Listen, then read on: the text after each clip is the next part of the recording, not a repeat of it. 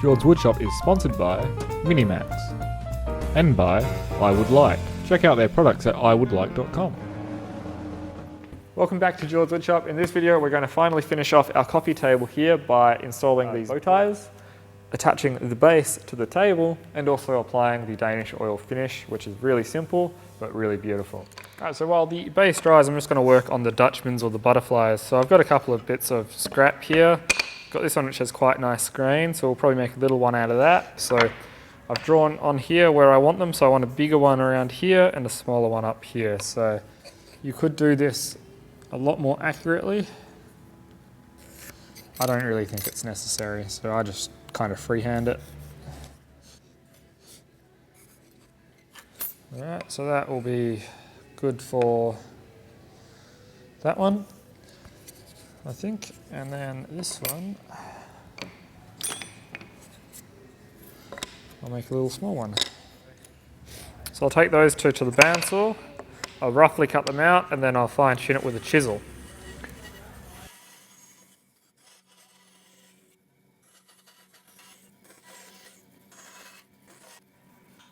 So that's the two that we've got there. So now I'm just going to straighten up these faces with a chisel. So we'll go down and just make sure they're dead straight. We'll flatten off the ends with a sander, but that's pretty much the butterfly part of it done.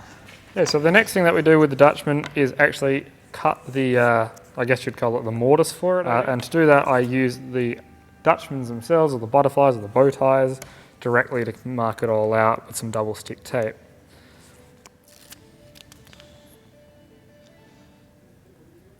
Just make sure that's on there really firm. Okay, so these are on there really firmly, so now I'm going to use a sharp knife, preferably a marking knife or a razor blade like this, and I'm going to mark just lightly to begin with around the Dutchman.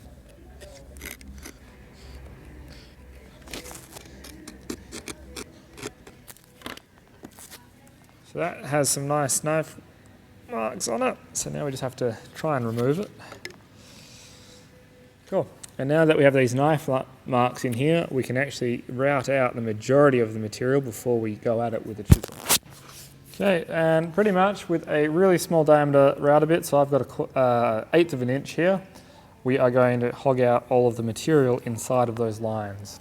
Now, to make it a bit easier, I'm going to just drill in a little hole for us to start in, and pretty much all it is going really slowly and trying not to go past that line, because if you do, it's very hard to fix.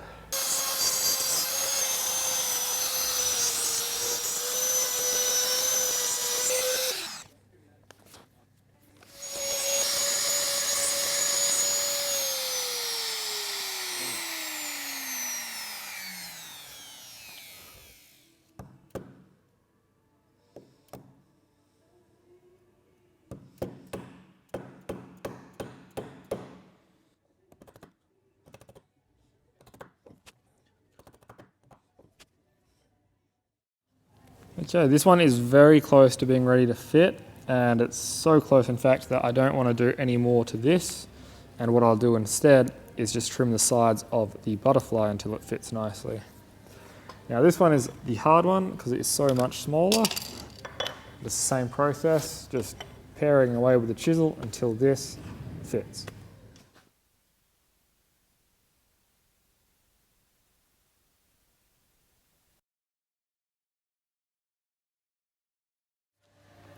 Okay, so that's the bow ties finished. So I went over it with a block plane, leveled it out, then gave it a quick sand. And as you can see, they're quite nice. So it's only a slightly different contrasting wood, but it's nice and straight. So it's subtle, but it will still kind of be a highlight of this crack, and that's kind of what I'm looking for. So I still got to secure the top, and to do that, I'm just using figure-8 clips, but that's something I'll apply once the finish is done.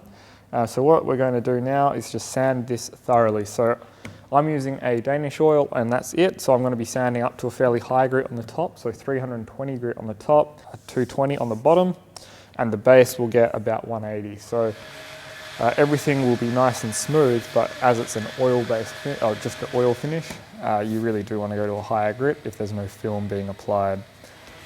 You've seen me sand 1,000 times before, so we're just going to rush through it. Okay, now it's time for the best part of any build, and that is the finish. So I'm just using a Danish oil. This is all I'm going to do on it, probably a couple of coats until it stops taking it in, buff it out, and then the base is finished. So this is the organ oil one, so it's a little bit different to other Danish oils in the sense that it's more of a tung oil blend. I don't know, who cares? It's a finish. So the idea with the Danish oil is you just flood it on really heavy, let it drink in as much as it can, let it sit for 10-15 minutes or so, even a little bit longer if you get adventurous, and then wipe off any excess. Let it dry for a while and then repeat. Now this timber's air dried, so it probably won't take in quite as much as a kiln dried timber, but we're still going to go heavy.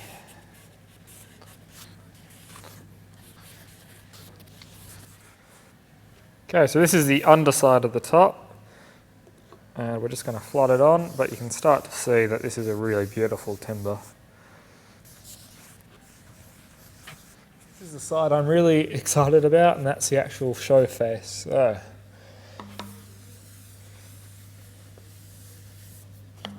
just flood it on.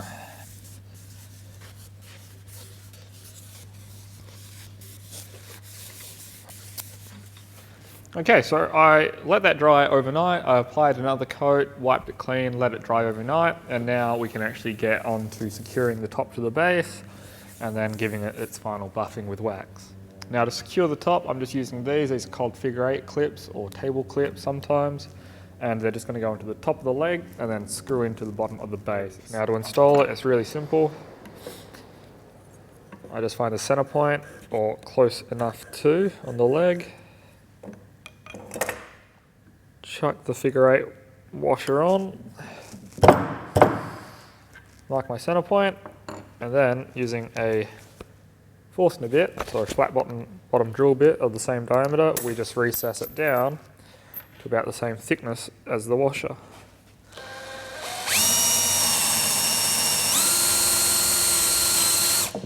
Then it's just a matter of pre-drilling for the screw.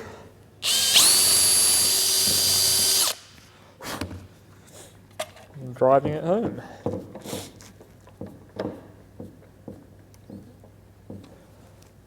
And then from there we just flip the table over, lay the base on, we center it up how we want it.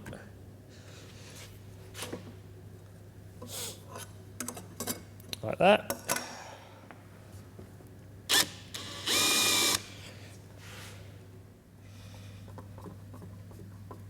And secure the base. And we do the same on the other side. All right, so that's the finished table, and I'm really stoked with the way that's come out. So I've given it quite a few days to dry with that Danish oil, and I came back with a furniture polishing wax. Sorry, I can't speak today. I've got a thing in my tongue. And I just buffed it out, and it is just exactly how I want it. So it's a close to the wood feel, really smooth, and you just really want to touch it, especially with all of that figure throughout the wood. The base, the joinery came up a treat.